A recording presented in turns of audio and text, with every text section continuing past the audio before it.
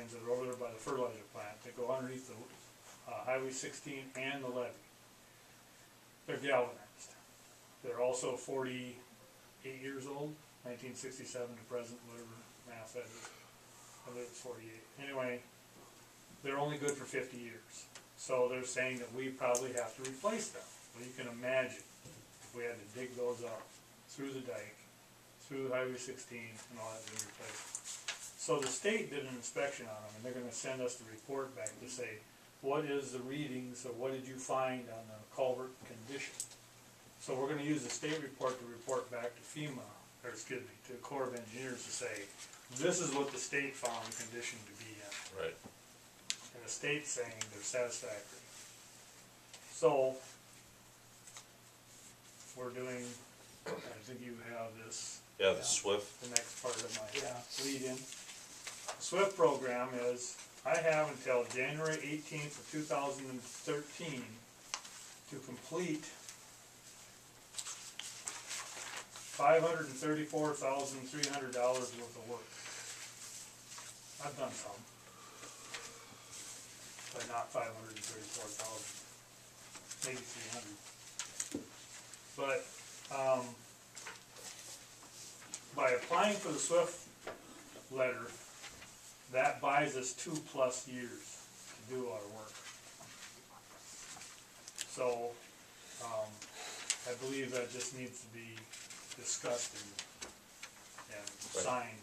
We need the council to approve our application to the SWIFT program. Really, all it does is it gets us this extension.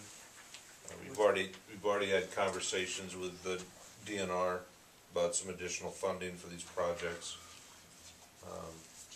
Cities like Winona, South St. Paul, they're continually on the SWIFT plan. Because once you get done with it, they find the next inspection comes out and you got to do more. So they constantly apply and reapply to be on SWIFT, so they've got plenty of time. But you have to make progress, which is, you know. So it's a given that the approval is going to be given. They could say no, but yeah, they told us when we went up to St. Paul a couple months ago. More or less prepped us for this, right? I mean, right. This is what you've been mentioning about this ongoing.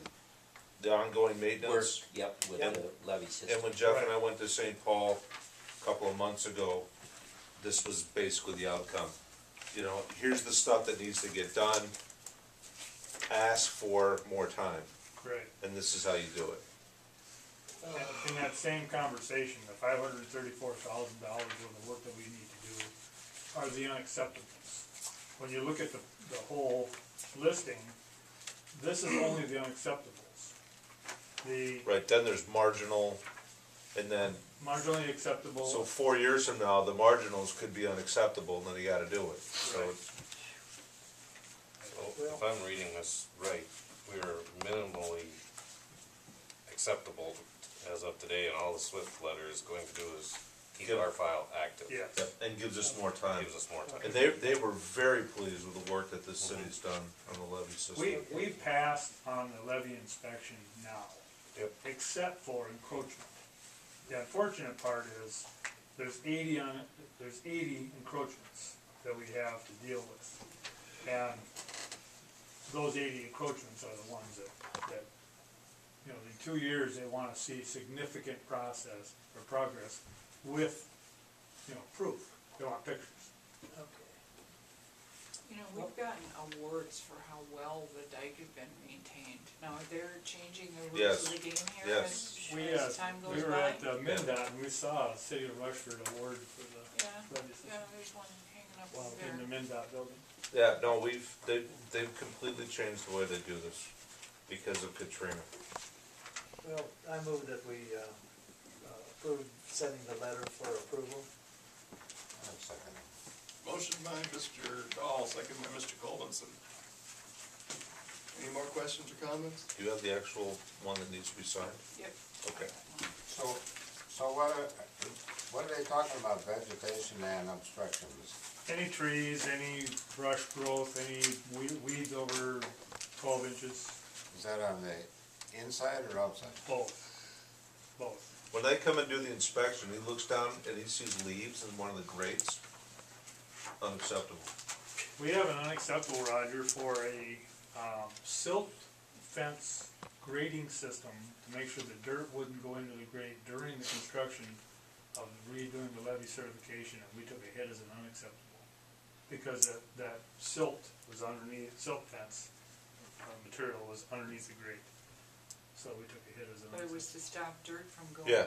into. Because of the construction project. Right.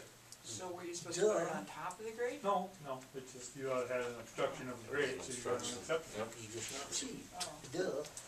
So it's over and you pick the fabric up and pressure wash it, and now it's acceptable. Actually, you wait till the project's done, pick it up and say, I'm done, fixed. But we have the pictures and stuff like that of everything that they inspected, and they have pictures of everything. So now what I've got to go back and do now is take pictures of the things that I fixed. In other words, I picked that grate up, took that silt fence out of there, put the grate back down, and now I take a picture. And then I give them that as proof that I fixed it. But it's other things too. I mean, it's large root balls and trees and things like that that have to be removed. You have to take a picture of the process, and they want proof. Oh, I was gonna ask about that, or would there be any, timeline to limit that during the winter months? To remove the trees and the root ball? Could that be done in the wintertime? Because it's Yeah. not gonna be, Yes and no. Yes, I can do it as long as the ground's not froze to solid. and the compaction would be still, good enough to, Compaction, I might not make it. That becomes a problem with frost. Yeah. Yeah, that's what. Compaction, I Jeff was might talking not about. make that. But removing the root ball, as long as it's weather like today, and I can get it taken out, even though it's cold, the ground's not froze solid, I can get out there and work and dig it up and do the work. And we are doing that, when we have the equipment. And the reason I say that is because we don't own equipment to do this work. We have to rent it. And, the machine that we rent is very reasonably priced. It's, $55